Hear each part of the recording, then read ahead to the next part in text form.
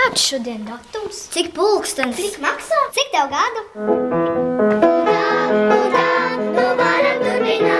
Atbildēs tiek minēti dažādi cipari un skaitļi, vai ne? Mūsdienās skaitļi ir visur, un tie mums ir nepieciešami visam. Visi to vislabāk var veikt, ja izmanto matemātiku. Jā, matemātiskā pasaule ļoti vajadzīga. Bieži mēs mācāmies matemātiku, bet nezinām, kāpēc. Apstāties nu nevar viņi, domā brānīgi ir viņi, mūsu mīļie cipariņi.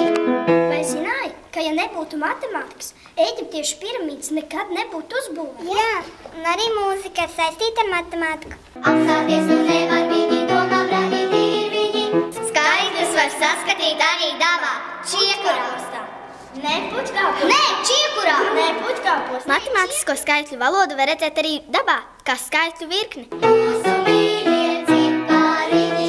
Nē, puķkāpos. Nē, čiekurā. Nē, puķkāpos. Čiekurā. Puķkāpos. Čiekurā. Mēģināsim skaitļus saskaitīt. 1 un 1, 2, 1 un 2, 3. 2 un 3, 5, 3 un 5, 8, 5 un 8, 13, 8 un 13, 21. Kas nākamais? Bet vai esi pareizi saskaitījis? Urā, nu varam turpināt. Urā, nu varam turpināt. Kurs, puķkāpos. Čiekurs, puķkāpos. Čiekurs.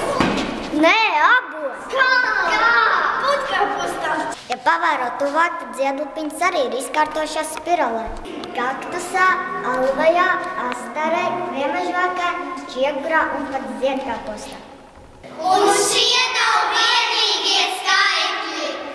Par